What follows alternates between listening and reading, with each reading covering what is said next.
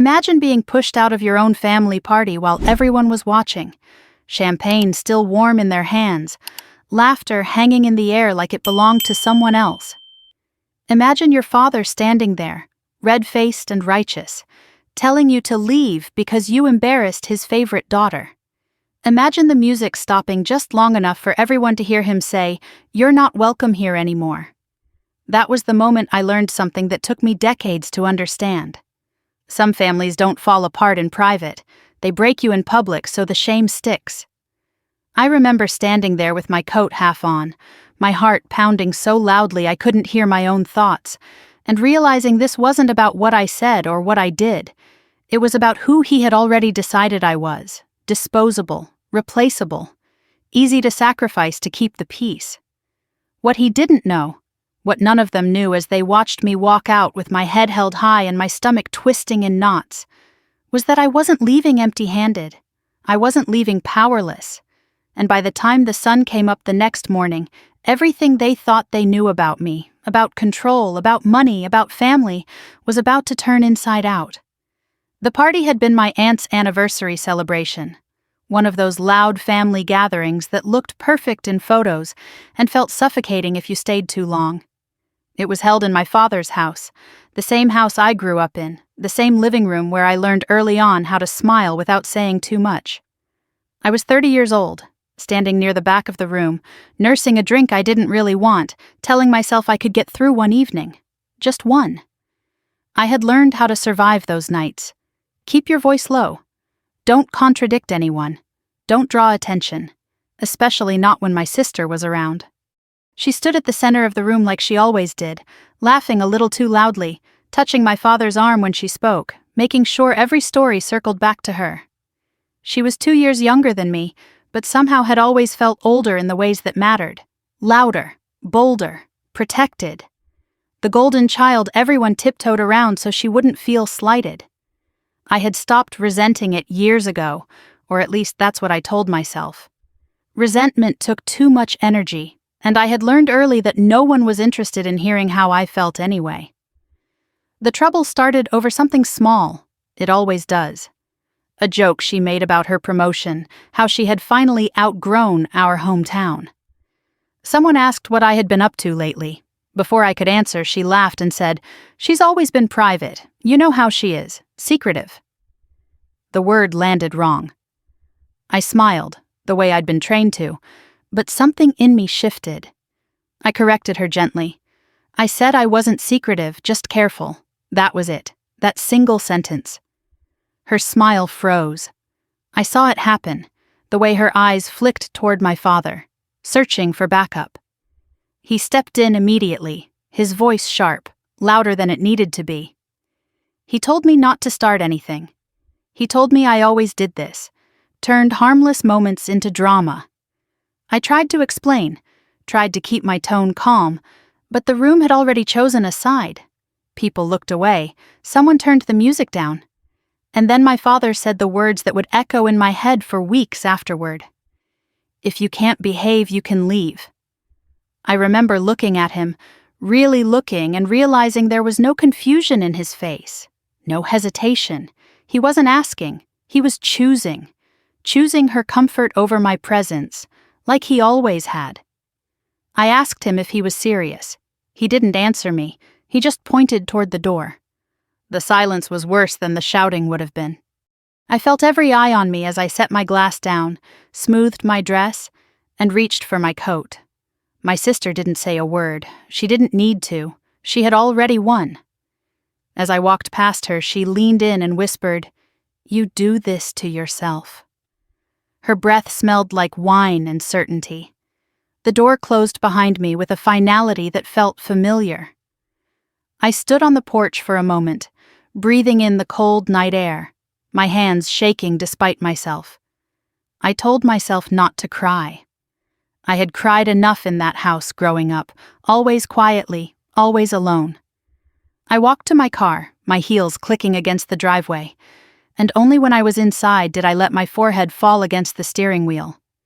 Not because I missed them, not because I wanted to go back, but because something inside me finally snapped. I didn't drive away right away. I sat there and thought about all the other times I'd been made to feel like an outsider in my own family. The birthdays where my sister's wishes mattered more. The holidays where I was asked to be understanding, to be flexible, to be the bigger person. The way my father used to say, "She's sensitive, you're strong, you can handle it." I had handled it for years. I had swallowed words, softened my edges, shrunk myself down until there was barely anything left to push out the door. And still, it wasn't enough. When I finally drove away, the house faded in my rearview mirror, lights glowing warmly for everyone else. I didn't know where I was going yet. I just knew I wasn't going back that night. Or ever, if I could help it.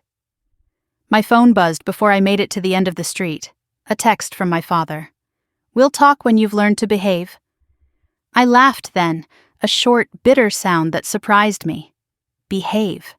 Like I was a child who had spoken out of turn. Like my worth was tied to how well I stayed silent.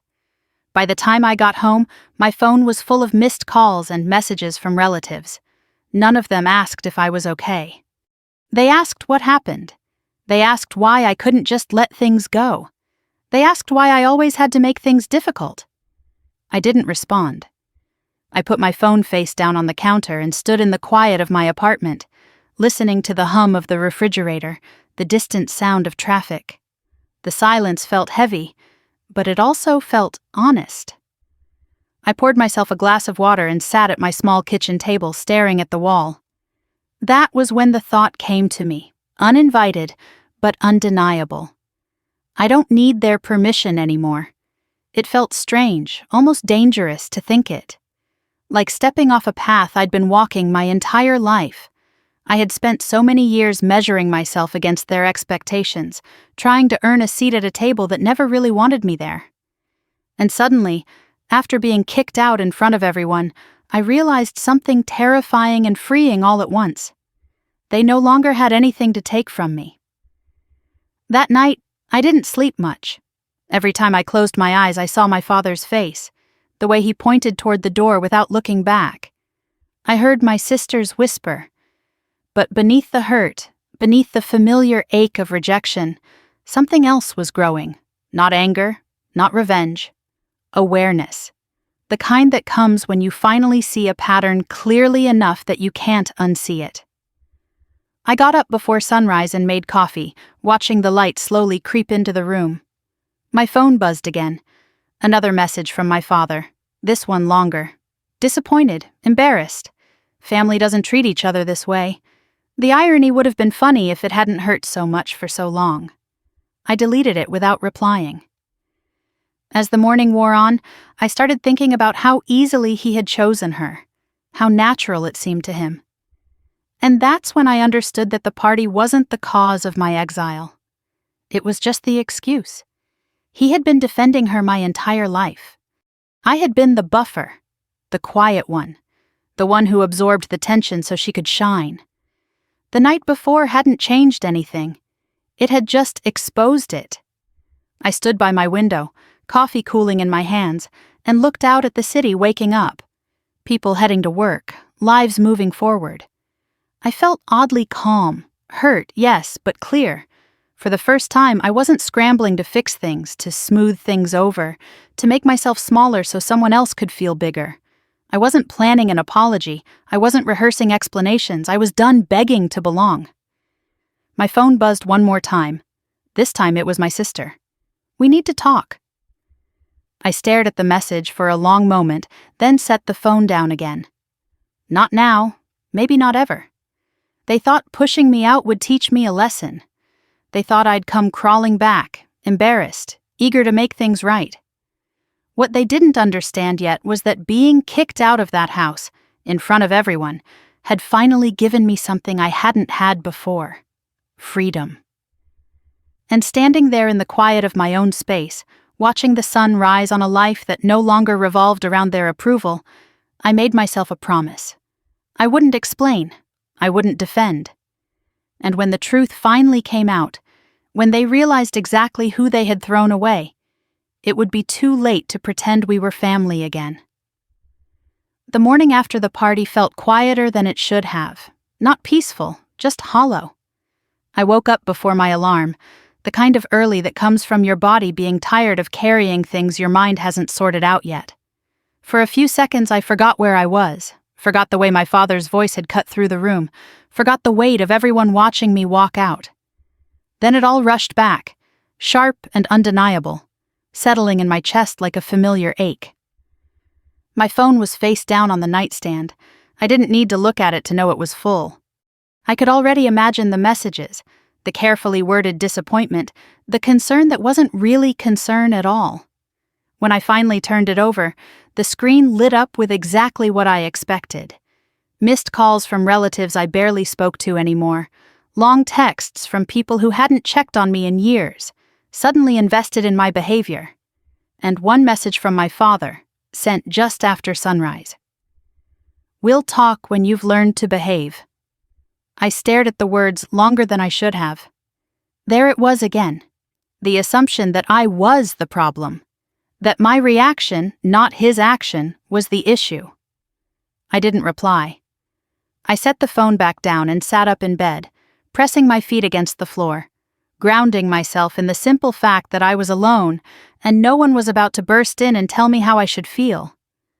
I made coffee and stood in my kitchen, watching steam curl into the air, feeling the quiet settle around me. The silence wasn't empty. It was observant, like it was waiting to see what I would do next. For the first time in a long time, there was no immediate role for me to play. No apology to draft, no peace to keep. That realization felt unsettling, like stepping into a room without furniture. My phone buzzed again. This time it was my aunt. "Sweetheart, your father is really hurt. You know how sensitive your sister is. You could have just let it go." I didn't respond. Another message followed from a cousin. "Families fight. Don't throw everything away over one night." One night. As if that night hadn't been built on decades of smaller ones just like it. I carried my coffee to the window and looked out at the street below. People moved through their routines, unaware that somewhere above them a woman was finally questioning the story she'd been telling herself her entire life. I thought about how easily everyone framed it as my overreaction, how quickly they closed ranks around the version of events that made them comfortable. And that was when I felt it again, that old familiar sensation of being edited out of my own experience. It wasn't the first time. When I was a child, there were always two versions of every story in our house. The one that actually happened, and the one that was easier for my father to accept. My sister learned early which version he preferred. I learned just as early how to stay quiet when the truth wasn't welcome. I remember a birthday party when I was maybe 10.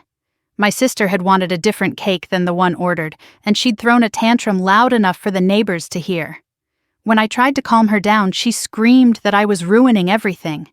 My father snapped at me, told me to stop provoking her, told me I should know better.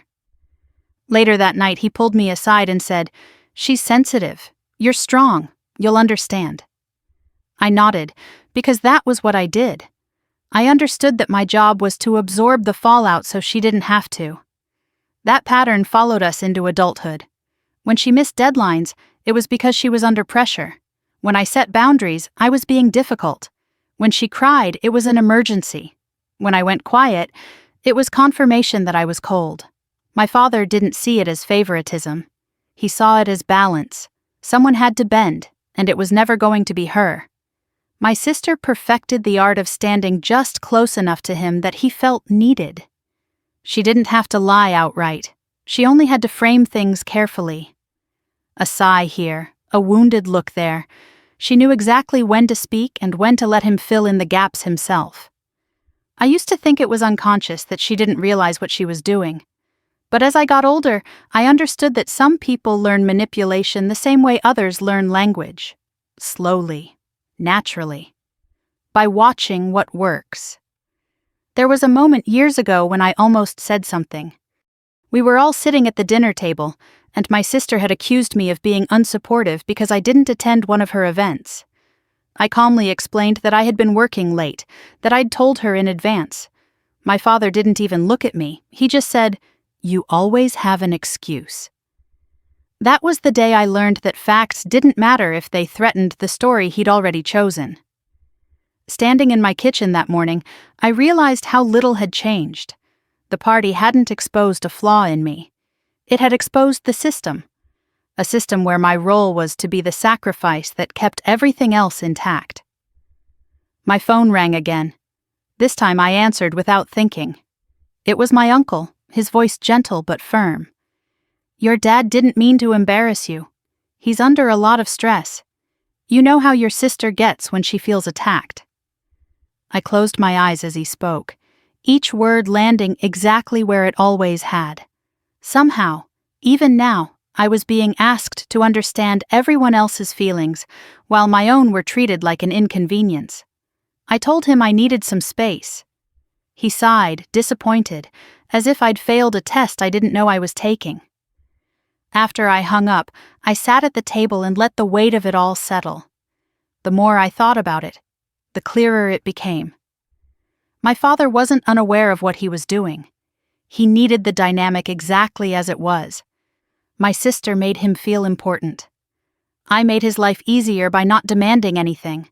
That was the truth no one wanted to say out loud. As the day went on, more messages came in. Different people, same script. Concern wrapped in accusation. Advice that assumed guilt. No one asked what had actually been said. No one asked how it felt to be told to leave your childhood home in front of a room full of people. They had already decided who needed correcting. Late in the afternoon, one message stood out. It was from a distant relative I hadn't spoken to in years. "Your sister says you've been unstable lately." That word again. Unstable. It had always been their favorite, vague enough to discredit me without requiring proof. I felt something cold settle in my stomach. This wasn't just damage control. It was character assassination. I scrolled back through the thread of messages, reading them with new eyes. The patterns were obvious now. The shared language, the subtle pressure, the way responsibility was shifted, redistributed, diluted until it no longer landed where it belonged. I wasn't imagining it.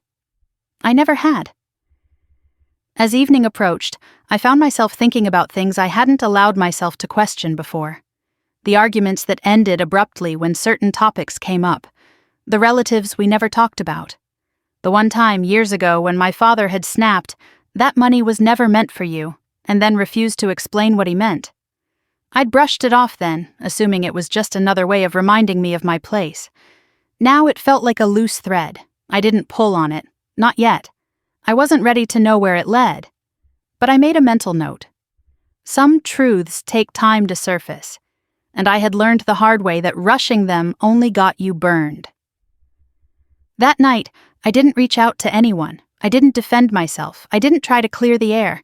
I let the silence do what it needed to do. And for the first time, instead of feeling like punishment, it felt like protection. Before bed, I checked my phone one last time. A new message from an unknown number flashed across the screen. They erased you from the family story. But they couldn't erase the truth. No signature, no explanation. My heart skipped, then steadied. I didn't reply. I didn't need to. Whatever was coming, it was clear that the version of me they thought they knew was already gone. I lay in the dark, staring at the ceiling, listening to the quiet. The house I'd grown up in felt farther away than ever, and for once that distance didn't hurt. Somewhere between being kicked out of that party and waking up alone the next morning, something fundamental had shifted. I had stopped waiting for my father to choose me. And that, I realized, as sleep finally took hold, changed everything. Silence has a way of telling the truth when words would only make things worse. I sat alone that evening, the lights low, the city humming outside my window, and asked myself a question I had avoided for years. Why had I never told them? Not about my plans, not about my boundaries, but about the one thing that would have changed everything the moment it left my mouth. The answer came easily, without drama or hesitation. Because silence kept me alive. There had been a time when I almost said it. Years ago, during an argument that felt small at the time but now glows in my memory like a warning sign I ignored. My father had accused me of being ungrateful, of thinking I was better than everyone else. My sister sat beside him, quiet for once, watching.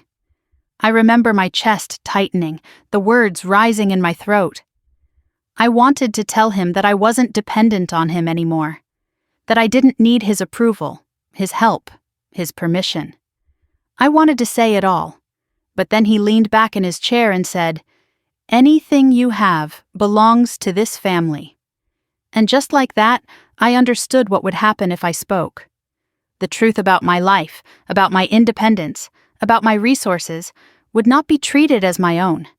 It would be claimed, dissected, repurposed into something I owed them. So I swallowed the words. I always did. The money was never a miracle. It wasn't luck or a sudden windfall or anything that fit neatly into the stories people like to tell. It came from a branch of my family that had been deliberately erased from the narrative I grew up with. A name that was never spoken. A history that was dismissed with vague explanations and sharp looks whenever I asked questions.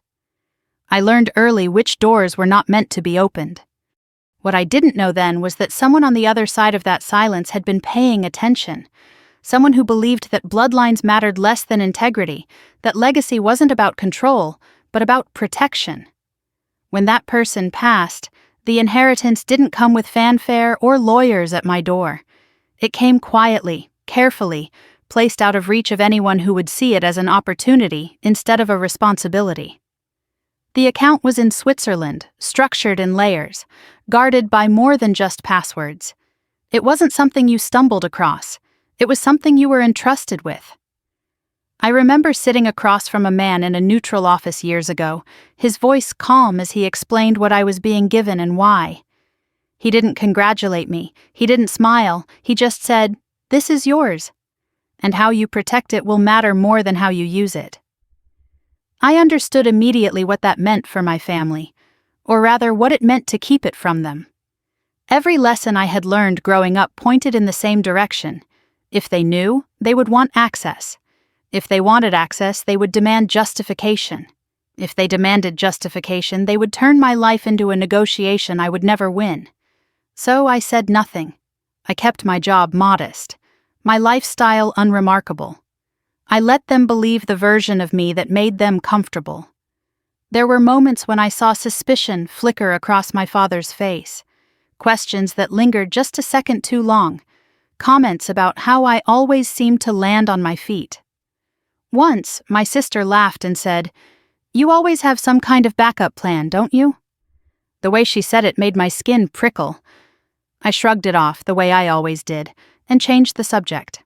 I learned to erase digital trails, to delete emails the moment I read them, to keep my name out of conversations where curiosity could turn dangerous. One message from my bank still stands out in my memory. It had come late at night, a routine confirmation, nothing urgent. I read it, then deleted it immediately, my pulse racing for no reason other than instinct. I didn't want anything traceable, anything that could be discovered by accident. Paranoia, some might call it. I called it survival. Sitting there now, days after being thrown out of my own family party, I opened my laptop and logged in. The interface was clean, understated, numbers arranged in a way that didn't invite emotion. I didn't linger on the balance. I didn't need to. What mattered wasn't how much was there, but what it represented. Independence, safety. The ability to walk away when someone tried to reduce me to a role I never agreed to play. I made a call I hadn't planned on making so soon. My advisor answered on the second ring, his voice steady, familiar. We spoke in careful terms, the kind that assumed privacy but never relied on it. I told him about the party, about being asked to leave, about the sudden interest my family seemed to have in my behavior. He listened without interrupting. "If they ever find out," he said finally, "everything will change." I knew that. I had always known that. The truth wasn't just powerful. It was combustible. And once it was out, there would be no putting it back. After we hung up, I sat back and let the weight of it settle. I didn't feel triumphant. I didn't feel angry. I felt calm. That was the most surprising part. The humiliation of that night, the way my father's finger pointed toward the door, the sound of laughter dying down behind me, all of it hurt. But it hadn't shattered me. Because somewhere deep down, I had known something they didn't. I had known I wasn't trapped. That realization reframed everything. The way I had stood there without begging, the way I had walked out instead of apologizing. It wasn't courage, it wasn't pride, it was certainty. I didn't need them. I never had. My phone buzzed on the table, pulling me back into the present. A message from my father, longer than the others. He wanted to talk. He wanted to clear the air. He wanted to understand where this distance was coming from. I read it once, then set the phone aside. Another message followed, this time from my sister. Can we please just talk like adults? The phrasing almost made me laugh, as if adulthood, to her, meant compliance dressed up as conversation. I didn't respond, not because I was afraid of what I might say, but because I finally understood the value of saying nothing. Silence was no longer my shield. It was my leverage. Later that night, another message came in, this one from my advisor. They're looking for money, and they think you're the weakest link. I stared at the screen, a slow smile forming despite myself. Weak. That was the role they had cast me in my entire life. The one who would bend, who would fix things, who would step in when everyone else failed. They had no idea how wrong they were. I closed my laptop and stood by the window, watching the city lights flicker on one by one. Somewhere out there, my family was telling a story about me.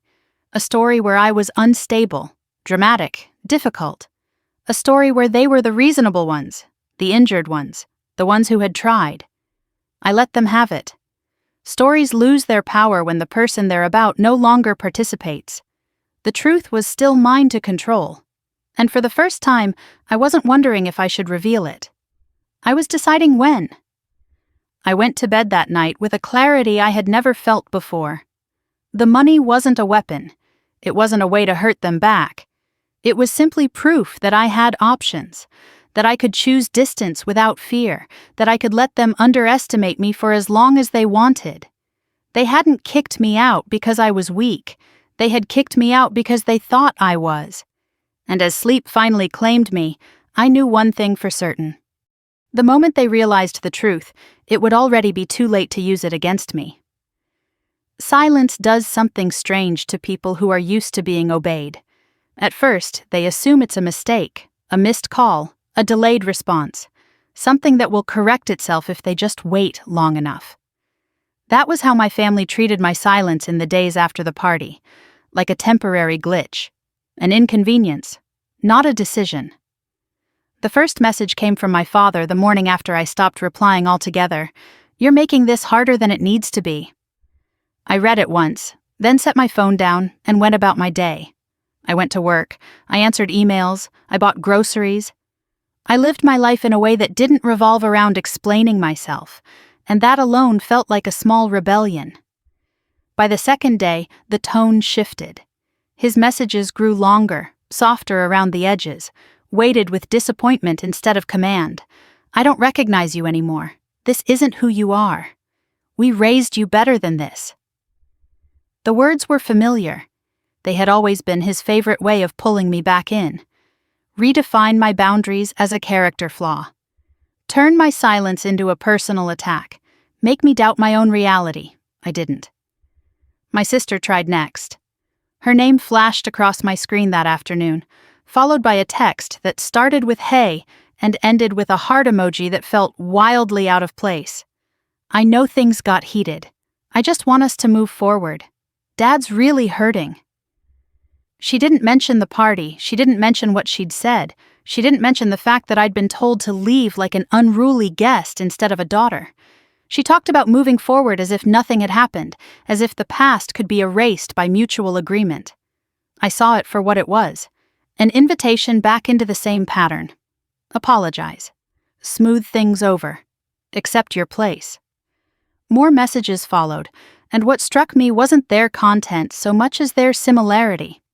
Different senders, same language, same phrases, same emotional cues. It was like listening to a choir that had rehearsed without realizing how obvious the harmony was. Family is family. Don't let pride ruin everything. You know how your father gets. You're the reasonable one. The reasonable one. The one expected to absorb discomfort so others don't have to feel it. By the third day, the calls started. Aunts, uncles, cousins I hadn't spoken to in years suddenly concerned about the state of our family. Not one of them asked what I needed. They asked what I was going to do, whether I was ready to talk, whether I planned to apologize, whether I understood how embarrassed my father was. Each conversation felt like stepping into the same room with different furniture. The outcome was already decided. I was the problem to be managed. I kept notes, not out of paranoia, but out of clarity. Dates, times, words used, patterns emerging. It was the first time I'd ever documented my own experience instead of doubting it. And the more I wrote, the calmer I felt. This wasn't chaos. It was escalation. That realization came with an unexpected sense of control. My father's next message dropped the pretense entirely. If you don't come back and fix this, you'll regret it. There it was. The threat beneath the concern. The reminder that love, in his world, had always been conditional. I stared at the screen for a long moment, then turned my phone off and slid it into a drawer. I needed distance, not noise. That afternoon I called a lawyer. It felt strange, making that call. Not dramatic, not panicked, just practical. I explained the situation calmly, the party, the messages, the sudden pressure. I didn't embellish, I didn't minimize. I told the truth the way I was finally learning to tell it, without apology. They're escalating, he said after a pause. And when people like this escalate, it's rarely about reconciliation. It's about regaining control. His words settled into place like the final piece of a puzzle I'd been assembling my whole life. Control. That was always the point. Not family, not love. Control over the narrative, over resources, over me. I hung up and sat in the quiet of my apartment, letting the weight of that sink in. For years, I'd believed that my silence kept the peace, that my flexibility held the family together, that if I just tried harder, gave more, asked less, things would eventually feel fair. Now I saw the truth with uncomfortable clarity. My silence had never brought peace. It had just made their behavior easier. That night, the messages resumed. My father sent a long text that read like a confession, but felt like an indictment. He talked about sacrifice, about how much he'd done for us, about how hurt he was that I'd chosen to abandon the family when they needed unity. He never mentioned my sister. He never mentioned the moment he told me to leave. He framed himself as the wounded party, carrying the burden of a daughter who had suddenly become unrecognizable. I didn't respond. My sister followed with something sharper. You're being selfish. You always do this when things don't go your way. You think you're better than us now. The accusation stung, not because it was true, but because it echoed a belief they'd been planting since childhood. That wanting autonomy was arrogance, that independence was betrayal. I read it, then deleted it. The next morning, a relative I trusted more than most called. Her voice was hesitant, lower than usual. I wanted you to hear this from me, she said. People are saying things. She hesitated again. Your sister's telling everyone you've been unstable for months, that you've been distant, that she tried to help you but you shut her out. The words landed with a familiar weight. The narrative had fully shifted now. I wasn't just difficult, I was unreliable, emotional, a liability. I thanked her for telling me and hung up, my hand steady despite the tightness in my chest. I had expected this. When silence doesn't work, people like my family look for another way to discredit you. What surprised me was how little it hurt compared to the past. Maybe because this time, I wasn't trying to defend myself. I wasn't scrambling to prove I was sane, kind, reasonable enough to deserve respect. I already knew who I was. And for the first time, that knowledge didn't depend on their approval. Late that afternoon, my father called again. I watched the phone vibrate on the counter until it stopped. A minute later, another message came through. "You're tearing this family apart." I let out a slow breath, the words rolling off me like water. "No," I thought. "You're just finally seeing the cracks." As the day faded into evening, something shifted on the other end of the silence. The messages became erratic, shorter, angrier, less rehearsed. My father's authority was slipping, and he could feel it. My sister's confidence wavered, her texts swinging between apology and accusation. They were losing patience, losing their grip. That was when it hit me, clear and undeniable. For the first time in my life, they needed me more than I needed them. The realization didn't come with triumph. It came with a quiet, almost sad understanding. They had built their sense of stability on my compliance, my willingness to bend. Without it, everything felt unstable to them.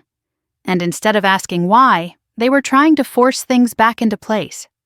I sat on my couch that night, the room dim except for the soft glow of a lamp, and reread the messages one last time. Not to analyze them, not to prepare a response, just to acknowledge what they were. Proof. Proof that my silence wasn't cruelty. It was clarity. I turned my phone back on long enough to send a single message, not to my father, not to my sister, but to myself. A note in my phone that read simply, "You're allowed to stop explaining." Then I powered the phone off again and let the quiet settle. They thought silence meant fear. They thought it meant I was waiting, uncertain, ready to fold. What they didn't realize was that silence this time meant freedom. And the harder they pushed against it, the more obvious their desperation became. By the end of that week, I knew one thing for certain. Whatever came next, whether it was confrontation or legal threats or a sudden attempt at reconciliation, I was done playing the role they'd written for me. The moment they tried to force me back into place would be the moment they finally understood how badly they'd misjudged me. And somewhere deep down, beneath the calm, beneath the resolve, I felt it. The first unmistakable tremor of something shifting permanently out of their control. The invitation arrived the following Monday, in a cream-colored envelope that felt heavier than paper had any right to feel. No return address, no warmth in the wording, just a stiff line of text informing me that the family would be gathering again, this time for a smaller, more private dinner, and that my presence was expected. Not requested. Expected. I stared at the card for a long time, sitting at my kitchen table with my coffee growing cold beside me. The phrasing was deliberate. This wasn't an apology or an olive branch. It was a summons, a quiet attempt to pull me back into the room where they believed they still held power. I didn't respond right away. That afternoon, my lawyer called.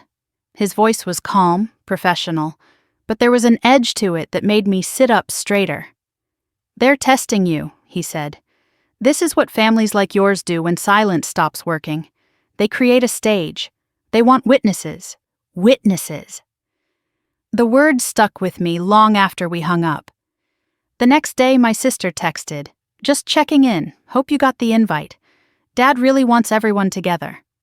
The smiley face at the end felt like an insult. I could practically hear her voice, sweet on the surface, sharp underneath.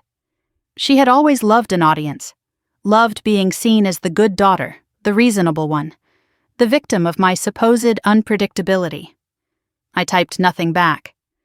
By Wednesday, my father called again. I let it ring. A voicemail followed, his tone measured, restrained in a way that told me he was choosing his words carefully. "This family doesn't air its issues in public," he said. "We handle things internally. I suggest you do the same." There it was again. The warning disguised as advice. That night, I lay awake replaying the party in my mind. The music, the laughter that had stopped when his voice cut through the room, the way he'd stood beside my sister, hand firm on her shoulder, eyes fixed on me like I'd crossed an invisible line. I remembered the heat rushing to my face, the sudden awareness of every pair of eyes on me as he told me to leave. Not quietly, not privately, in front of everyone. I had walked out with my head high, but the humiliation had followed me home like a shadow. By morning, my decision was made. I would go. Not because they expected me to, not because I owed them anything, but because this time, I would not be walking into that room as the woman they believed they could still control. I would walk in as myself, fully aware of what I carried, what I knew, and what they didn't. The night of the dinner, I dressed simply. No statement jewelry, no dramatic colors, just clean lines, calm confidence. I didn't need to look powerful. I needed to be grounded. Before leaving, I paused at the door, taking a slow breath. This was not about revenge. It was about truth. The house was already full when I arrived. Laughter spilled out onto the driveway, the sound of glasses clinking, familiar voices rising and falling in practiced harmony. When I stepped inside, the room shifted almost imperceptibly. Conversations paused for half a second too long. Eyes flickered toward me, then away. I felt it, the tension humming just beneath the surface like static before a storm. My father spotted me first. His posture stiffened, surprise flashing across his face before he smoothed it away. He approached with a smile that didn't reach his eyes. "You came," he said, as if he hadn't spent days insisting that I should. I nodded. "You asked me to." He gestured toward the living room, where my sister stood holding court near the fireplace. She turned when she saw us, her smile widening, a practiced display of relief and affection. I knew that smile. It was the same one she'd worn when teachers praised her for things I'd done, when relatives complimented her generosity after she volunteered my time. I moved through the room slowly, aware of every step. People greeted me with cautious warmth, curiosity barely concealed. I caught snippets of whispered conversations trailing off as I passed. She actually showed up. I wonder what she's planning. I took a seat near the edge of the gathering, deliberately not inserting myself into the center. Let them wonder. Let them fill the silence with their own assumptions. Dinner was served, and we gathered around the long table that had hosted decades of family milestones. Birthdays, holidays, celebrations I'd always attended as the supporting character. My father stood at the head, glass raised, launching into a toast about unity and forgiveness. His words were vague, carefully chosen to suggest conflict without naming it. Several people nodded along, glancing at me, then at my sister. When he finished, my sister reached for his hand, squeezing it theatrically. "We're just so grateful to be together," she said, voice soft, eyes shining. "Family is everything." I felt the familiar urge to shrink, to stay quiet, to let the moment pass without disturbance. That urge had been trained into me over years of dinners just like this. But something inside me had shifted. I set my fork down gently. "I'd like to say something," I said. The room fell silent. My father's jaw tightened almost imperceptibly. My sister's smile froze. All eyes turned toward me, anticipation and unease mixing in the air. I stood slowly, heart steady, voice calm. "I want to clarify something," I continued, "because there seems to be a lot of confusion about what happened at the last family gathering." A ripple moved through the room. I felt it, the collective lean forward, the hunger for drama. "I was asked to leave," I said simply. Not because I caused a scene, not because I was disrespectful, but because I disagreed with something my sister said, and my father chose to publicly side with her. "That's the truth." My sister laughed lightly, a dismissive sound. "That's not how it happened," she said quickly. "You're oversimplifying." I met her gaze. Am I? My father cleared his throat. "This isn't the place for this conversation," he said sharply. I nodded. "You're right. It should have been handled privately. That's why I was surprised when you chose to handle it publicly." A murmur spread through the room. Someone shifted uncomfortably in their chair. My sister's eyes darted toward my father, then back to me, irritation creeping into her expression. "I'm not here to argue," I said. "I'm here because I was invited. But I won't sit quietly while my absence is used to rewrite what happened." My father's face flushed. "You're being dramatic," he snapped. "This is exactly the behavior." I raised a hand gently. "Please don't." The room went very still. I took a breath. For years, I've been the one expected to smooth things over, to absorb discomfort, to keep the peace. Tonight I'm choosing honesty instead. My sister pushed her chair back slightly. "So what? You're here to embarrass us?" She laughed again, sharper this time. "To make yourself look like some kind of victim?" I shook my head. "No. I'm here because I won't be erased from my own story." The words hung in the air, heavy and undeniable. My father stood abruptly. "That's enough," he said. "Sit down." I didn't. Something flickered in his eyes then. Not anger, fear. Fear of losing control of the room, of the narrative he'd curated so carefully. Around us, relatives exchanged glances, uncertainty replacing their earlier judgment. "I'm going to leave now," I said calmly. "Not because I'm being told to, but because I've said what needed to be said." I reached for my coat. As I turned, I caught my sister's expression, the mask finally slipping. Beneath the charm was something raw and unsettled. She hadn't expected this, hadn't expected me to stand my ground without raising my voice. As I walked toward the door, my father called after me, "Don't do this." I paused, hand on the doorknob, and looked back at him. "I'm not doing anything," I said quietly. "I'm just no longer playing my part." I stepped outside into the cool night air, the door closing softly behind me. The sound of voices resumed inside, but they were different now, lower, uneasy. I stood on the porch for a moment, breathing deeply, letting the tension drain from my shoulders. As I drove away, my phone buzzed. A message from my sister. "You think you've won something tonight." I smiled faintly, setting the phone face down on the passenger seat. This wasn't a victory. It was a line drawn. They still had no idea what I held, what I knew, or how unprepared they were for what came next. But tonight, for the first time, the balance had shifted. And they felt it. The fallout from that dinner didn't come all at once. It crept in slowly, like a pressure change you only notice once your ears start ringing. The next morning, my phone was quiet, and that silence felt deliberate, calculated. They were regrouping. I could feel it. I went to work anyway, slipping back into routines that grounded me. Coffee, emails, meetings, numbers that made sense. My professional life had always been the one place where effort equaled outcome, where clarity mattered more than hierarchy. It was also the one part of my life my family never truly understood, which made it safer than anything else. Around mid-morning, my assistant knocked softly on my office door. "There's someone here to see you," she said carefully. "He says it's urgent." I didn't need her to finish the sentence. I already knew. My father stood in the hallway outside my office, arms crossed, jaw set.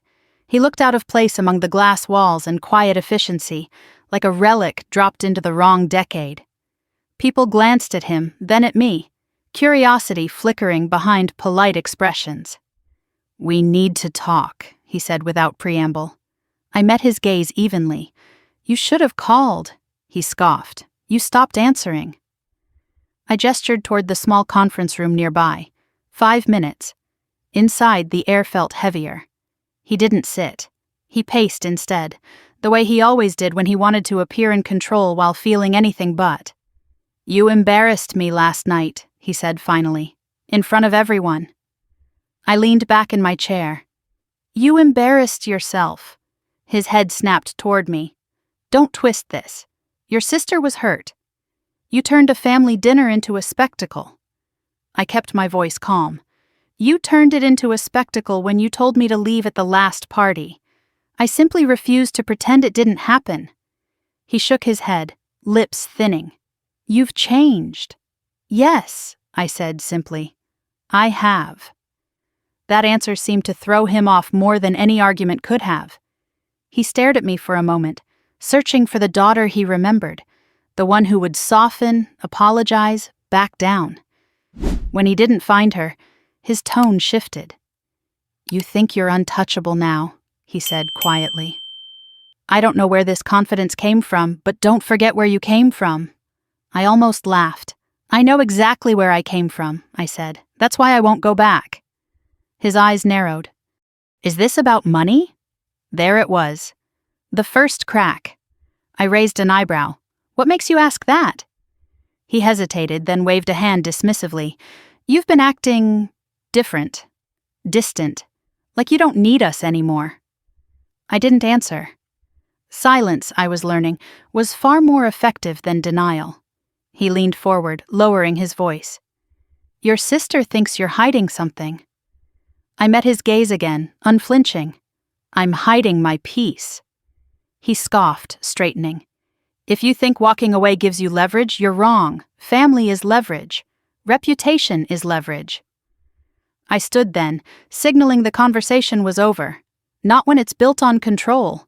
His face hardened. You're making a mistake. I smiled, small and sad. That's what you said when I went to college. When I took my first job. When I refused to lend you money the first time. Funny how every boundary looks like a mistake to the person who benefited from you having none. I opened the door. He stared at me for a long moment, then walked out without another word. That afternoon, my sister called. I didn't answer. By evening, the pressure came from a different angle. An email from an uncle. Subject line concerned. He wrote about loyalty, about how families handle disagreements privately, about how my father was under a lot of stress. He suggested I consider the bigger picture. I deleted it. What they didn't know, what they couldn't know yet, was that I'd already been considering the bigger picture for years. Quietly, strategically. While they argued over seating arrangements and inheritance assumptions, I had built something entirely separate from them. The Swiss account wasn't a sudden windfall. It wasn't luck. It was the result of decisions made long before they ever imagined I could make them. Late that night, I sat at my kitchen table with my laptop open, reviewing documents I rarely needed to touch anymore. Account statements, trust structures, offshore holdings established through legitimate channels, layers of compliance and discretion. $3 billion doesn't appear overnight. It grows slowly, patiently when you understand how systems work and when to stay silent. I thought about the irony of it all. My family had always underestimated me because I never talked about money the way they did. I didn't brag, I didn't borrow, I didn't compete. While my sister measured worth in designer labels, and my father obsessed over appearances, I invested, I diversified, I planned, and I stayed invisible. The next day, the rumors started. I heard them secondhand at first. A colleague mentioned that someone had asked strange questions about me at a networking event. Another forwarded me a message from a mutual acquaintance, asking if everything was okay, if I was in trouble. The narrative was shifting again, but this time with an edge of suspicion. By Friday, my sister texted me directly. We need to talk. This is getting out of hand. I replied with a single sentence.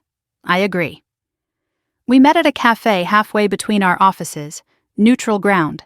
She arrived first, perfectly styled, fingers tapping impatiently against her cup. When she saw me, her expression tightened, then smoothed. You look relaxed, she said, studying me. I am. She leaned in. Dad's worried. People are talking. There are questions about you, about where you've been, what you're doing.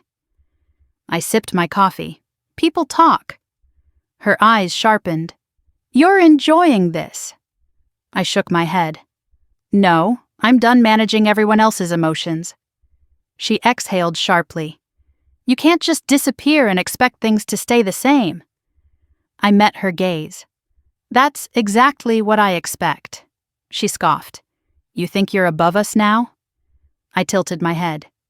Do you really want an answer to that? Her jaw clenched. You always do this. You act calm, superior, like you're holding some kind of secret. I smiled faintly. Maybe I am. She leaned back, crossing her arms. If you're trying to scare us, it's not working. I finished my coffee and stood. Good. That was when her composure cracked. You think Dad won't find out eventually? She snapped. Whatever you're hiding, it always comes out. I paused, looking down at her. Some things only come out when you choose the timing. I left her there, fuming. That evening, my lawyer called again.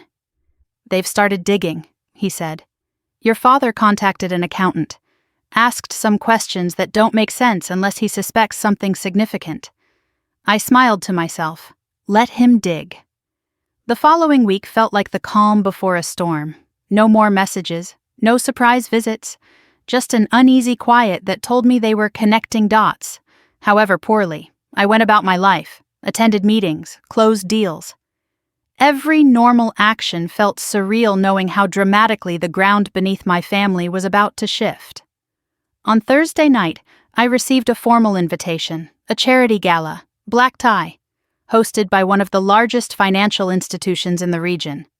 My name was listed as a keynote donor. I stared at the email for a long time. This wasn't my doing, not directly, but I knew exactly who had arranged it. One of my long-term partners, someone who respected discretion but believed in visibility when it mattered. The gala was public. Press would be there, investors, board members, people who understood numbers at a level my family never had. And my father? He had been invited too. The pieces slid into place with almost poetic precision. I replied with a single word. Confirmed. The night of the gala, I stood in front of my mirror longer than usual, adjusting the simple black dress I'd chosen. No logos, no excess, just quiet authority. As I slipped on my shoes, I felt no nerves, only a steady resolve. This wasn't about humiliation, it was about reality. When I arrived, the venue buzzed with energy, crystal chandeliers, low conversations humming with influence. As I stepped inside, recognition sparked in a few eyes. Heads turned, whispers followed. I moved through the room with ease, greeting familiar faces. When my name was announced later that evening, the applause was polite but curious. I took the stage, microphone cool in my hand. Thank you, I said, voice steady.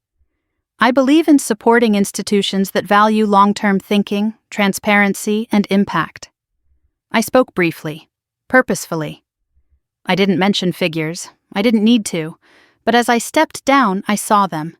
My father stood frozen near the back of the room, my sister beside him, her face pale. They stared at me like they were seeing a stranger, one who had been hiding in plain sight. Later, as the event wound down, a journalist approached. "Can you confirm the rumors about your holdings?" she asked lightly. I smiled. I can confirm that I've been fortunate. Across the room, my father's world was collapsing in real time. And for the first time, I knew without doubt that the moment they had tried to control me publicly was about to be answered, not with anger, but with undeniable truth. The next morning, my phone didn't stop ringing. I let it ring while I made coffee, while I stood by the window watching the city wake up, while I breathed in the quiet that still belonged to me. The caller ID flashed my father's name again and again, then my sister's, then numbers I didn't recognize but already knew by instinct. Their silence had ended. Panic had replaced strategy. I answered none of them. By mid-morning, the messages shifted from frantic to carefully worded.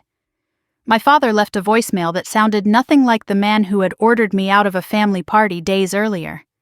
His voice was lower, strained, almost pleading.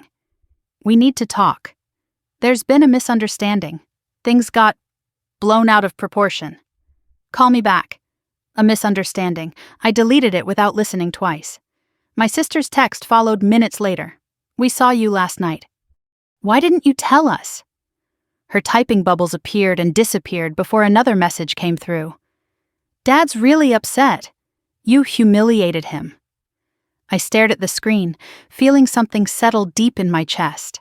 Not anger, not satisfaction, finality. I typed one line. I didn't humiliate him. I told the truth. Then I muted the thread. The fallout spread quickly, faster than even I expected. By lunchtime, my assistant quietly informed me that my father had called the office twice, asking to speak with me personally. She'd followed my instructions and declined. The third time, he'd raised his voice. The fourth, he'd hung up without saying anything. People were talking now, not just within the family, but outside of it. The gala had done exactly what it was meant to do. It had placed me in a context my family couldn't control, among people who understood power not as noise, but as structure. That afternoon, I received an email from an acquaintance I hadn't spoken to in years. "Congratulations on the recognition last night. Didn't realize you were involved at that level." The wording was polite, but curiosity hummed beneath it. Others followed, some congratulatory, some probing, some pretending not to probe at all. I answered none of them. By evening, my father showed up at my apartment building. Security called me before he ever reached the lobby. "There's a man here insisting he's your father. He seems agitated." I closed my eyes for a moment. "I'm not available," I said calmly. "Please ask him to leave." There was a pause. "He says he won't." I exhaled slowly. "Then involve building management." 10 minutes later, my phone buzzed with a text from my sister. "Are you really doing this? Kicking Dad out like a stranger?" I set the phone down and walked away from it. Later that night, I stood at my kitchen counter, scrolling through an article someone had sent me anonymously. It was a short piece from a financial blog, subtle but devastating. It mentioned the gala, the donor list, and in one careful paragraph, referenced a private Swiss holding linked to long-term investments across multiple sectors. My name wasn't plastered across it, but it didn't need to be. Anyone with basic financial literacy could connect the dots. My family didn't have that literacy. That was clear from the voicemail my father left an hour later, his voice tight with something between anger and fear. "What the hell is going on? Who are you working with? How much money do you actually have?" I almost laughed. He still thought information was something he could demand. The next day, I agreed to one meeting. Not with my family, with my lawyer and a private security consultant. We talked through contingencies calmly, clinically, harassment, reputation management, protective orders if necessary. It wasn't paranoia, it was preparation. When you grow up in a family that equates control with love, you learn early that boundaries are dangerous. I was unlearning that now, replacing fear with foresight. By Thursday, my sister cornered me in a way I couldn't avoid. I stepped out of a meeting and nearly collided with her in the lobby downstairs. Her eyes were rimmed red, makeup hastily applied, composure cracked beyond repair. She grabbed my arm before I could step back. "Don't walk away," she hissed. I pulled my arm free. "Don't touch me." People glanced over. She didn't care. "You think you can just rewrite everything?" she said, voice shaking. "Do you have any idea what you've done to Dad?" I looked at her, really looked at her, and saw something I hadn't noticed before. Not confidence, not superiority, fear, raw and unfiltered. "What I've done," I said quietly, "is stop lying for you." Her breath hitched. "You're acting like you're better than us." I shook my head. "I'm acting like I'm done being less." She swallowed hard. "How much is it?" I paused. "How much is what?" "The money," she snapped. "Everyone's talking. Dad says you're hiding billions." I met her gaze evenly. "Dad doesn't get to know my finances." Her face twisted. "You owe us." The words were automatic, reflexive. I felt a strange sadness then, not for myself, but for her. She had been trained just as thoroughly as I had, only in a different role. Favored didn't mean free. "I owe you nothing," I said softly. "And neither does the truth." She stepped back as if struck. That night, my father sent an email. Not a text, not a call. An email long enough to scroll twice. He wrote about sacrifice, about reputation, about how he had always defended me, how ungrateful it was for me to let people think things about him that weren't true. He demanded a meeting. He demanded clarity. He demanded respect. I read it once. Then I forwarded it to my lawyer and archived it. The following week, the pressure reached its peak. My father called an emergency family meeting. No invitation this time, just a message sent through multiple relatives. We need to clear the air. This has gone too far. I declined. Instead, I attended another event. Smaller, more discreet. A private board dinner with people who didn't raise their voices, who didn't posture, who understood that real power moved quietly. I listened more than I spoke. I didn't have to prove anything. At one point, a man beside me leaned over and said casually, "Your name's been coming up a lot lately. Family trouble?" I smiled thinly. Family clarity. He nodded like he understood exactly what I meant. By the end of the night, my phone buzzed again. A message from my sister stripped of its usual edge. "Please, just tell us why." I stared at the screen for a long time. Then I typed back, "Because you never asked who I was becoming. You only cared about who I was to you." There was no reply. The next morning, my lawyer called. "Your father's been making inquiries," he said carefully, "about accessing information he has no right to. He's not handling this well." I closed my eyes. I expected as much. "What happens now?" I asked. "Now," he said, "you decide how much distance you want, and how permanent it is." That afternoon I sat alone in my apartment, the city humming below, and thought about permanence. About the years I'd spent believing family bonds were unbreakable, even when they were cutting me to pieces. About how long it had taken me to realize that blood ties don't excuse betrayal. My phone lit up one last time that day. A voicemail from my father, his voice hoarse, stripped of authority. "You think you're powerful now?" he said. "You think money makes you untouchable? Don't forget who made you." I listened to the entire message without interrupting it. Then I deleted it. He hadn't made me. Survival had. The storm they'd tried to unleash had passed, and what remained was something they didn't recognize. Not a daughter asking for approval, not a sister seeking validation, but a woman who had stepped fully into her own life, and they were finally beginning to understand what that meant. The silence that followed felt different this time. Not tense, not fragile. It was heavy, settled, like the air after a storm when everything broken has already fallen. I could sense it in the way my phone stayed quiet, in the absence of frantic messages, in the sudden restraint my family seemed forced to adopt. They had pushed as far as they could without exposing themselves completely, and now they were waiting for me to make the next move. I didn't rush it.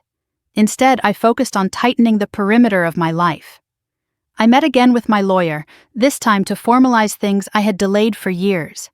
Trust protections, asset visibility boundaries, legal distance between my finances and anyone who shared my last name. It wasn't dramatic. It was methodical. Each document signed felt like closing a door I had left cracked open out of habit, not necessity. While I was doing that, my family was unraveling. It started with whispers. A cousin reached out under the guise of concern, then slipped up and admitted my father had been asking pointed questions about my business connections. Another relative hinted that my sister had been crying at work, telling anyone who would listen that I had turned cold and abandoned the family for money. The irony was almost impressive. Money had never been the problem. It had only revealed it. One evening I received an unexpected call from an unfamiliar number. I almost ignored it, but something told me not to. When I answered, a calm, professional voice introduced himself as an accountant who had previously worked with my father. I hesitated before responding. "Yes?" He cleared his throat. "I'm calling because your father contacted me recently. He asked for advice about restructuring assets, about potential access to accounts held in family names." I felt a chill that had nothing to do with fear. "And what did you tell him?" "That he has no claim to anything in your name," the accountant said carefully. "But I thought you should know. He's desperate." Desperate people make reckless choices. That night my sister showed up again. This time she didn't call ahead. I opened the door to find her standing there, eyes swollen, hair pulled back hastily, the confidence she wore like armor finally stripped away. For a moment neither of us spoke. "Please," she said quietly. "Can we talk?" I considered closing the door. Instead, I stepped aside. She walked into my apartment slowly, taking in the space as if seeing it for the first time. The clean lines, the calm, the absence of chaos. She looked out of place here, like someone who had wandered into a life that wasn't meant for her. "Dad's not okay," she said finally, sitting on the edge of the couch. "He's barely sleeping. He keeps saying you've betrayed him." I leaned against the counter, arms crossed. He betrayed himself. She winced. "You don't understand. He built everything around this family, his reputation, his identity. And I was supposed to disappear to protect that," I replied.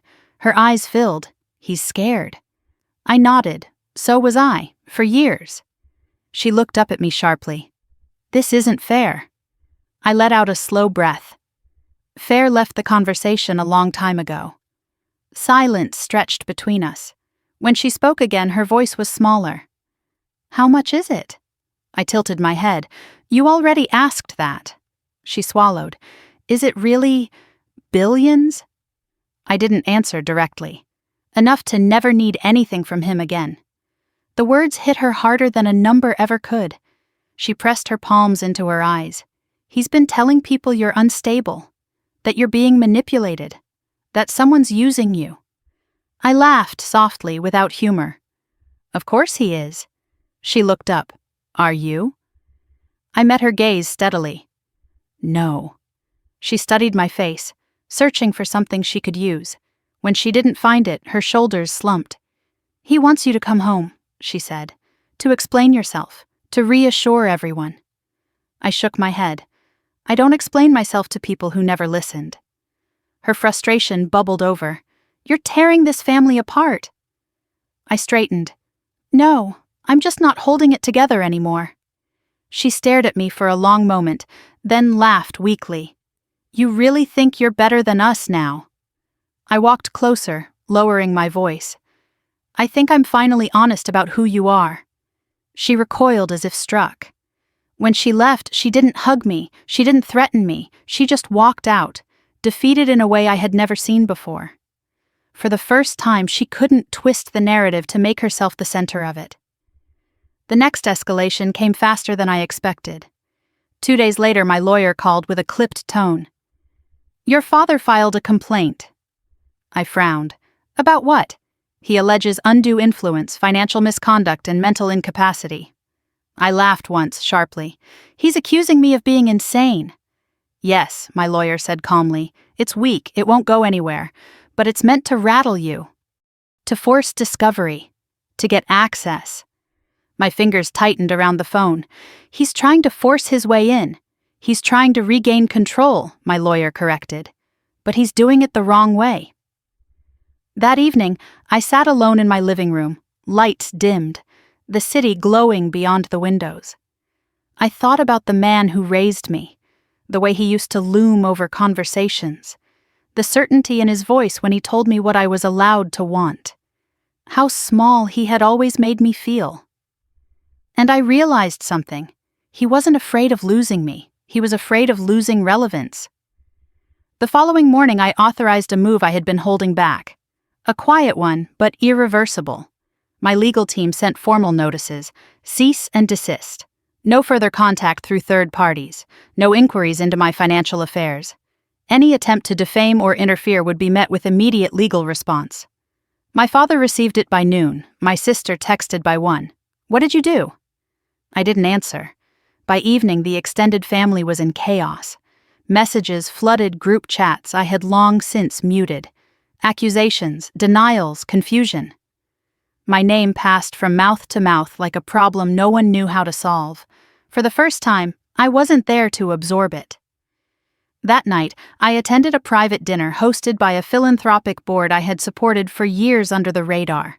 It was small, intimate, purpose-driven, No press, no spectacle, just conversation that mattered. At one point, a woman across the table smiled at me. "You seem lighter," she said. I thought about it. I am. Later, as I walked to my car, my phone buzzed one last time. A voicemail from my father. His voice was unsteady, stripped of its usual authority. "You think lawyers can protect you?" he said. "You think money makes you immune? Don't forget I know you. I know how to break you." I listened without flinching. Then I deleted it. He didn't know me. He knew the version of me I had outgrown. As I drove home through quiet streets, a strange sense of calm settled over me. The battle lines had been drawn, not by me, but by their refusal to let go. And for the first time, I understood that whatever came next wouldn't be a confrontation fueled by anger. It would be a reckoning powered by truth. They had tried to pull me back into the role they assigned me. Instead, they had pushed me into the one they feared most, the woman who no longer needed their permission to exist. The first notice arrived on a Friday afternoon, slipped quietly into my inbox while I was reviewing quarterly reports. It wasn't dramatic, no threats, no shouting. Just a formal legal document informing me that my father intended to challenge my financial autonomy on grounds of diminished capacity and alleged coercion by unnamed third parties. I stared at the screen for a long moment, then leaned back in my chair and laughed. Not because it was funny, but because it was predictable. When control through emotion failed, he reached for institutions, courts, paperwork, authority that didn't require my consent. I forwarded the notice to my lawyer without comment. Within an hour, he called me. His voice was calm, almost bored. "This is a fishing expedition," he said. "He has no standing, no evidence, but he's hoping fear will make you talk." "I won't," I replied. "Good," he said. "Then we proceed." By Monday, the situation had escalated from private intimidation to public performance. My father had contacted several extended relatives, framing himself as a worried parent trying to save a daughter from manipulation and excess. The story shifted depending on who he spoke to. To some, I was mentally unwell. To others, I was being used by shadowy investors. In every version, he was the hero. The part he never mentioned was why he needed saving from me. My sister called that night, her voice frantic. "He's going to court," she said. "He's telling everyone he's doing this for your own good." I closed my eyes. For years, that phrase had justified everything: control, dismissal, silence. For your own good. "Tell him to stop," she pleaded. "This is going to get ugly." "It already is," I said quietly. "I just stopped pretending otherwise." She hesitated. "Are you really going to fight him?" I opened my eyes, looking out at the city lights beyond my window. "I'm not fighting him," I said. "I'm refusing to disappear." The court date was set quickly. An emergency hearing. My lawyer assured me it was procedural, a first step that would likely be dismissed. But the symbolism mattered. My father wanted a stage.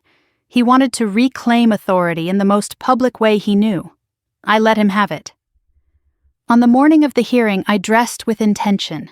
Nothing severe, nothing flashy, neutral tones, steady presence. I wanted to look like exactly what I was, a competent adult woman in full command of her life. Outside the courthouse, cameras waited. Not many, but enough. A few local reporters, a couple of bloggers who smelled drama. I walked past them without comment, my lawyer at my side. Inside, the room was smaller than I expected. Wood-paneled, stark, designed to intimidate people unfamiliar with its rituals.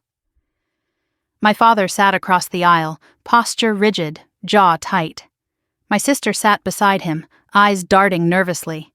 When he saw me, something flickered in his expression. Relief, maybe? Or satisfaction. He thought I'd come to beg. I didn't look away. The hearing began with his attorney outlining concerns about my mental state, my sudden wealth, my isolation from family.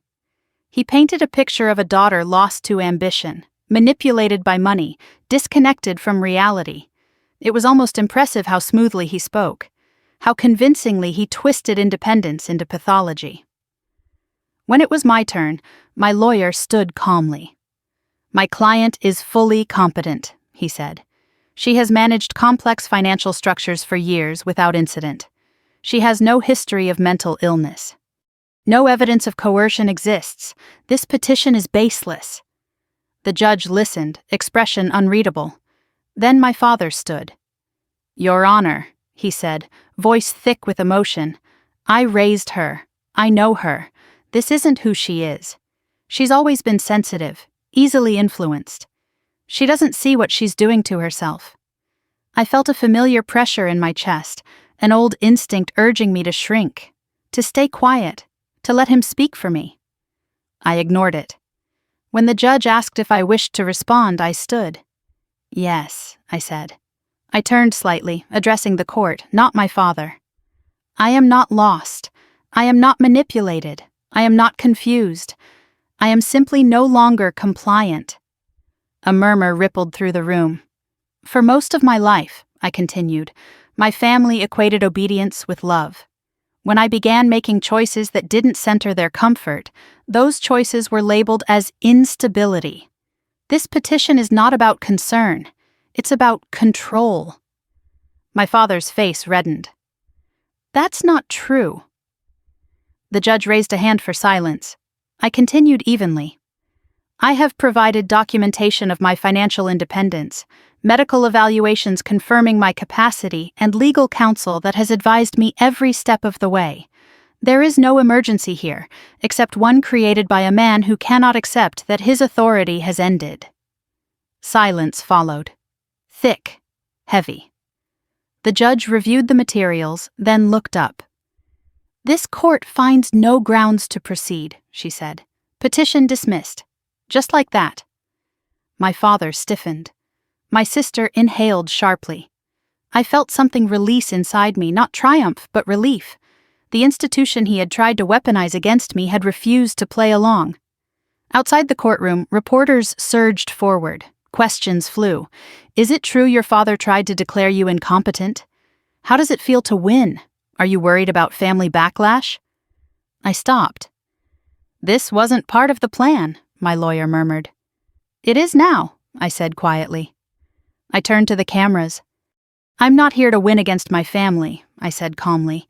I'm here to live my life without being punished for it. If anyone watching recognizes this pattern, I hope they know they're not alone. Then I walked away. The fallout was immediate. My phone exploded with messages. Some supportive, some accusatory, some desperate. Relatives demanded explanations. Others offered apologies that felt hollow, too late. My sister sent a single text. He's devastated. I stared at it for a long moment before replying. He devastated himself. That night, I sat alone in my apartment, exhaustion settling into my bones.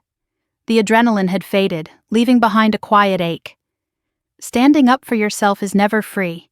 It costs energy. It costs peace, at least temporarily. But it also buys something priceless. Clarity. A week later, another article surfaced. This one more detailed. It connected the dots more boldly. Swiss accounts, long-term holdings, strategic anonymity. My name appeared alongside words like discreet investor and silent partner. My father called again. I let it go to voicemail. His message was different this time. No anger, no authority, just disbelief. I don't know who you are anymore, he said. I listened once, then I deleted it. He had known who I was when I was small, when I was controllable, when my world revolved around his approval. That version of me no longer existed, and he didn't know how to relate to anything beyond it. In the days that followed, the family narrative collapsed under its own weight. Without my participation, without my silence to absorb their chaos, the story fractured. People compared notes. Inconsistencies surfaced. My sister withdrew from conversations she could no longer steer. And me? I slept better than I had in years. One evening, as I sat on my balcony watching the city settle into night, my lawyer called with a final update.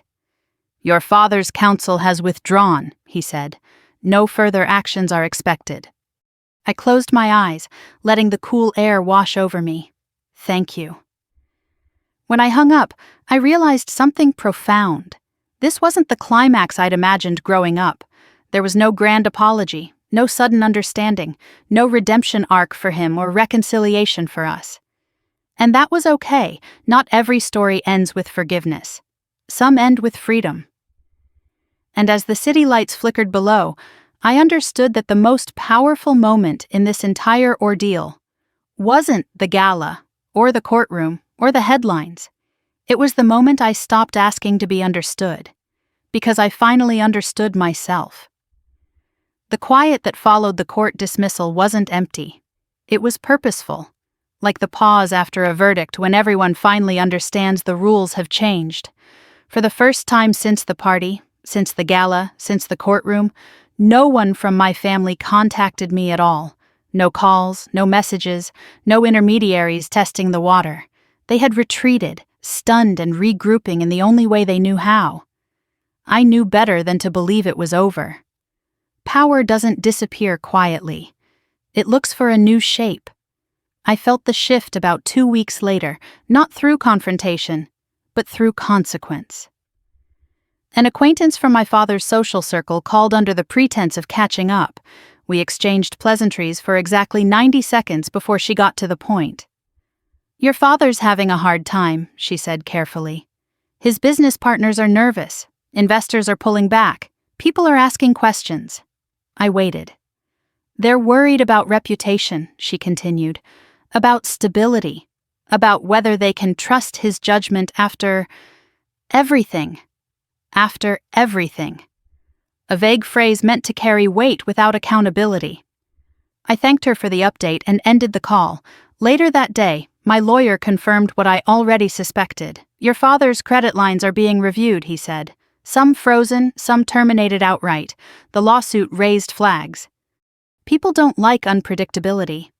I pictured my father in his office, the same one where he used to lecture me about loyalty and image, staring at emails he didn't know how to answer. The irony didn't bring me joy, it brought me clarity. This was the real fallout. Not embarrassment, not shame, loss of influence. My sister broke the silence a few days later. She didn't call, she didn't text. She sent an email. It was short, uncharacteristically restrained. "I don't know what you want anymore," it read. "Dad's business is falling apart. People think you're behind it." I stared at the screen for a long moment. Then I replied with a single sentence. "I didn't cause the truth. I just stopped hiding it." She didn't respond. Around the same time, an opportunity landed in my lap that would have felt impossible just months earlier. A private acquisition proposal. Clean, strategic, quiet. It involved a controlling stake in a company my father had once tried to buy and failed. I reviewed the numbers carefully, detached from the symbolism, then approved it. I didn't tell anyone why. The next morning my lawyer called again, his tone measured. "You should know this before you hear it elsewhere. Your father's company has officially entered restructuring." Restructuring was the polite word. The truth was harsher. Debt, pressure, loss of confidence. The same market forces my father had once dismissed as irrelevant were now swallowing him whole. And still, I said nothing. Silence was no longer avoidance, it was strategy. Weeks passed. Life normalized in ways that felt unfamiliar but welcome. I worked, I exercised, I slept. I spent time with people who didn't ask me to explain myself. The constant low-grade anxiety I'd carried for years slowly faded, replaced by something steadier. Self-trust. Then came the invitation. Not from my father, not from my sister, from the board. It was framed as routine, an annual strategic review dinner, black tie optional. Discreet location, high-level attendees only. My name sat among them without a qualifier, without a footnote. I was no longer an anomaly. I was a peer. When I arrived that night, the room buzzed with quiet confidence. These were people who didn't posture. They didn't need to. Their power spoke in margins, not volume. I took my seat, listened, contributed when appropriate. Halfway through the evening, someone mentioned my father's company in passing. A soft observation, nothing personal. Just market reality, Unfortunate situation, one man said. Poor leadership decisions. Another nodded. A shame. He used to have potential. That was it. No outrage, no drama, just consensus. I realized then that the world my father had ruled in no longer existed. Not because of me, but because he refused to evolve. I had simply stepped into the one replacing it. Later that night, as I was leaving, my phone buzzed. Unknown number. I hesitated, then answered. It was my father. For a moment neither of us spoke. I could hear his breathing on the other end, uneven, unfamiliar. You really did it, he said finally. I leaned against the wall, steady. Did what? You took everything, he snapped, then stopped himself. His voice cracked. You let them destroy me. I closed my eyes briefly. I didn't destroy you. I stepped away. He laughed bitterly. Same thing. No, I said quietly. If it were the same thing, I'd be struggling right now. I'm not. Silence followed. Then, softer, almost unrecognizable, he said, You could help. There it was. The sentence he had never said before. Help, not command. Ask, not demand. I opened my eyes. Help with what? With the company, with the damage, with him. I felt no surge of triumph, no urge to punish, just a clear, steady boundary rising inside me. I can't do that, I said. Why not? He demanded, desperation creeping back in. You have the resources, you have the connections, you're my daughter. I inhaled slowly. And you are my father. That didn't stop you from throwing me out in front of everyone when it mattered. That was different, he snapped weakly. No, I said. That was the pattern. His breathing grew ragged. You're really going to let this happen? I thought about it, about the years I'd spent trying to save him from himself, about the nights I'd lost sleep worrying about his approval, about the person I'd become when I finally stopped. I'm going to let you face the consequences of your choices, I said, just like I had to. He said my name then, not sharply, not angrily, quietly. I didn't respond. When the call ended, I stood there for a long moment, phone still in my hand. My chest felt tight, but not heavy. This wasn't grief. It was release. The next morning, headlines confirmed what whispers had already carried. My father had stepped down. Officially, for health reasons. Unofficially, because no one would follow him anymore. My sister texted once. He's not taking it well, I typed back slowly. I hope he finds peace.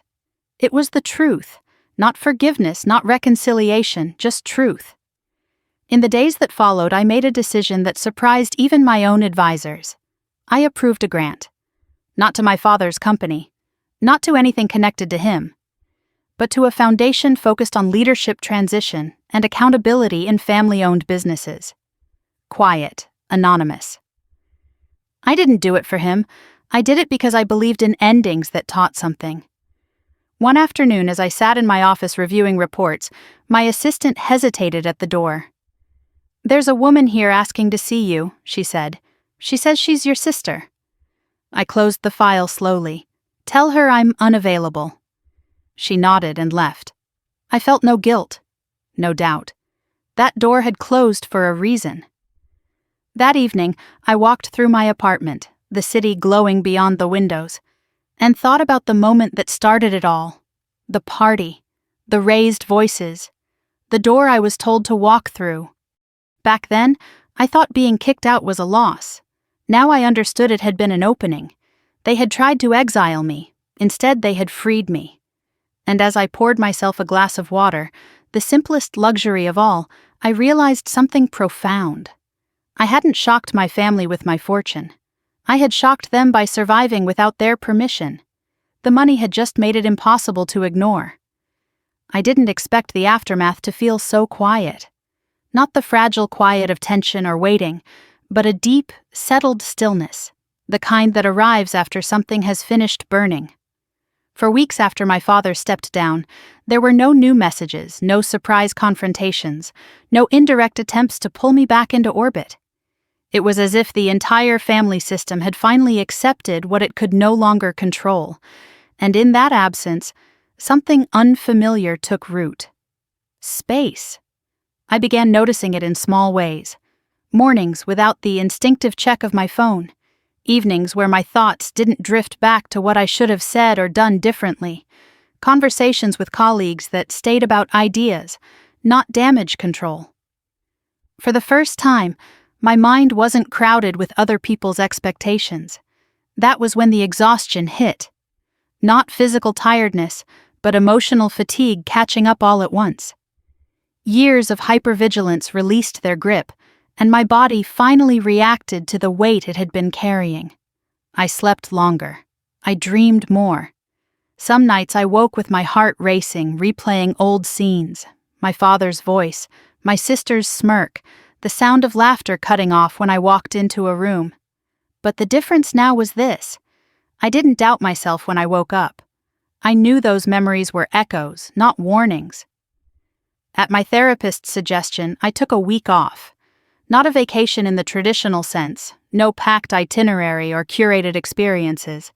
Just distance, a quiet coastal town where no one knew my name and didn't care to.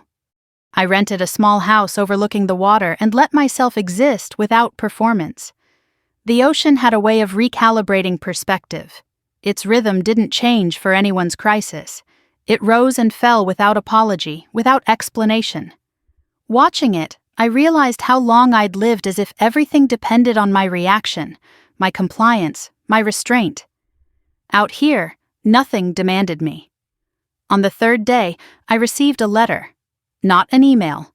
Not a message forwarded through someone else. A letter. The handwriting was my sister's. I recognized it instantly, the looping curves she'd perfected in school, the ones teachers praised while mine were called messy. I sat at the small wooden table by the window, the sound of waves filling the silence, and opened it slowly. She didn't apologize, not directly. She wrote about confusion, about feeling displaced, about how everything had unraveled faster than she could adapt. She admitted she didn't know who she was without our father's approval, without the structure that had always put her on top. She said she felt angry at me, then ashamed of that anger, then empty. She ended with a single line that sat heavy on the page. I don't know how to talk to you without competing. I folded the letter carefully and set it aside. It was the most honest thing she had ever said to me. I didn't respond. Not because I didn't care, but because I finally understood something fundamental. Her awakening, if it came at all, couldn't be guided by me. I had spent too long trying to explain myself to people who weren't listening. This time, silence wasn't avoidance. It was respect for my own limits. When I returned to the city, work resumed at a pace that felt different. I wasn't proving myself anymore. I was choosing. Projects I once accepted out of obligation, I declined without guilt. Initiatives aligned with my values received my full attention. One afternoon, I attended a closed-door meeting with a group of women whose names rarely appeared in headlines, but whose influence shaped entire industries. We spoke candidly about power, about family expectations, about the invisible labor of being the reasonable one. At one point, a woman across the table looked at me and said, "You know what's remarkable about your story?" I raised an eyebrow. "You didn't become ruthless," she continued. "Most people confuse survival with hardness. You didn't." Her words stayed with me long after the meeting ended. Because it was true. I hadn't won by becoming crueler than my family. I'd won by becoming clearer. A month later, I saw my father for the first time since his resignation. Not in person, on a screen. An industry interview circulated quietly, framed as a reflection piece. He looked smaller somehow, shoulders slumped, voice lacking its former command. He spoke about legacy, about regret, about how success could blind you to what mattered. He didn't mention me, but he didn't blame me either. I watched the entire thing without flinching, without longing, without resentment. When it ended, I felt something close to closure. Not because he had changed, but because I no longer needed him to. That night, I walked through my apartment, touching the familiar surfaces, the life I had built piece by piece. I thought about the girl I had been, the one who believed that endurance was the same as strength, that love had to hurt to be real. She had survived, but she hadn't been living. I poured myself a glass of water and stood by the window, watching the lights flicker on across the city.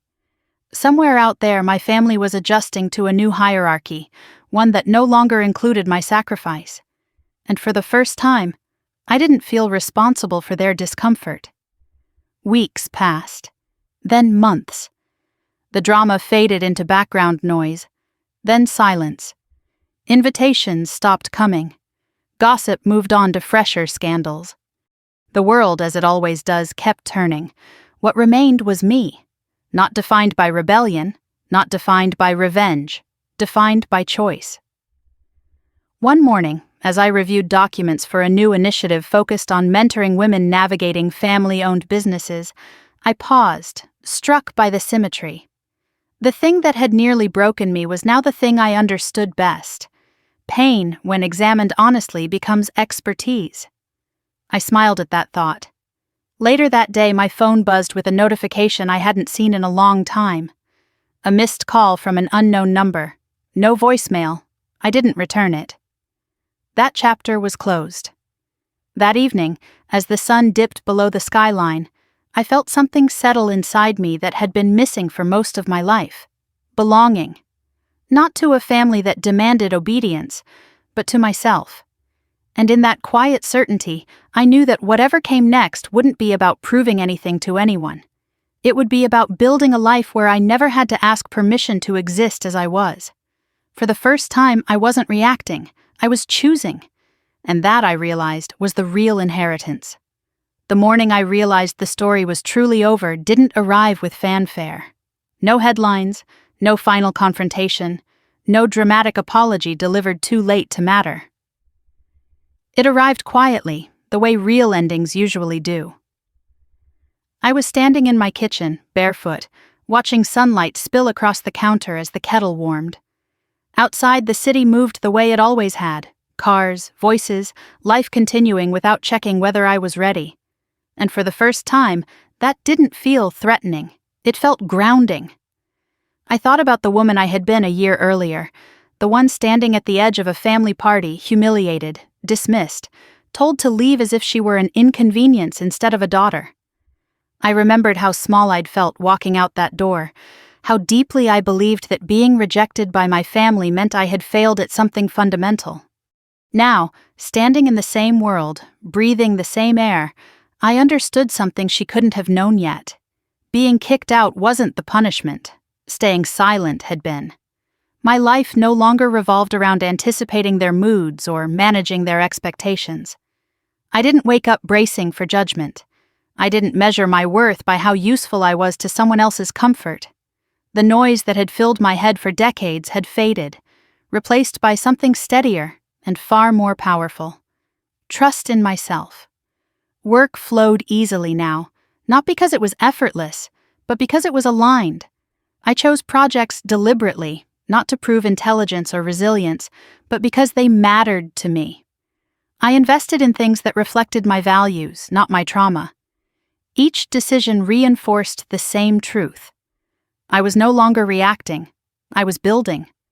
Occasionally, echoes of my family still surfaced. A name mentioned in passing. A mutual acquaintance hesitating before bringing them up. Once I saw my sister across a crowded room at an event we both attended by coincidence. She noticed me, froze, then turned away. There was no confrontation, no closure scene, just distance. And distance, I had learned, can be the kindest boundary of all. My father's absence felt different than I expected. I had imagined grief or guilt or relief. Instead, what I felt was neutrality, not coldness, not bitterness, just acceptance. The kind that comes when you stop asking someone to become who they never intended to be. I no longer needed him to understand me. That alone was freedom. One evening, I found myself rereading old journal entries from years ago. Pages filled with doubt, self-blame, questions that circled the same ache. Why wasn't I enough? Why did I always lose? What was wrong with me? I closed the notebook and rested my hand on the cover. Nothing had been wrong with me. I had simply been trying to bloom in soil that couldn't support my roots. The wealth everyone whispered about had never been the point. Money didn't heal the damage. It didn't erase the years of being overlooked or the scars of conditional love. What it did was remove barriers. It bought safety, choice, silence when I needed it. But the real transformation came from something else entirely. It came from refusing to keep explaining myself to people who benefited from misunderstanding me. As I moved forward, I noticed how many women recognized themselves in my story. Quiet conversations after meetings, messages sent late at night, confessions whispered over coffee, different backgrounds, different families, the same pattern. Being labeled difficult when they set boundaries, being called cold when they stopped performing emotional labor, being accused of betrayal when they chose themselves. I listened more than I spoke, not because I had answers, but because I knew what it meant to finally be heard without interruption. And every time someone told me my story gave them courage, I felt a quiet sense of responsibility settle into place. Not to rescue, but to remind. You are not wrong for wanting peace. You are not ungrateful for choosing distance. You are not selfish for outgrowing people who refuse to grow with you. Late one night, I stood on my balcony, the city lights flickering like distant stars. The air was cool, grounding. I thought about the moment that started it all, the party, the humiliation, the door closing behind me. If I could speak to that version of myself now, I wouldn't tell her to be stronger, or braver, or smarter. I would tell her this. One day, you will be grateful they underestimated you. Because if they had seen your worth earlier, they might have tried harder to control it. The greatest revenge wasn't the money. It wasn't the headlines. It wasn't watching their power dissolve. The greatest revenge was peace. Peace that no one could take from me. Peace that didn't require permission. Peace that came from knowing, without doubt, that my value had never been up for debate. As I turned back inside, closing the door gently behind me, I felt something settle fully into place. This wasn't an ending. It was a foundation. And if you've stayed with me through this entire story, if you've felt the anger, the injustice, the quiet strength that followed, I want to hear from you. Have you ever been pushed out of a place you thought was home, only to realize later it was the moment your life truly began? Share your thoughts in the comments. Your story might be the one someone else needs to hear tonight. If this journey resonated with you, take a moment to like the video and subscribe to the channel. It helps these stories reach the people who are still standing in their own storms, wondering if it ever gets better. It does. And if you're still here, still listening, still breathing through something hard, remember this. Being rejected by the wrong people is often the first step toward finally choosing yourself. Thank you for being here.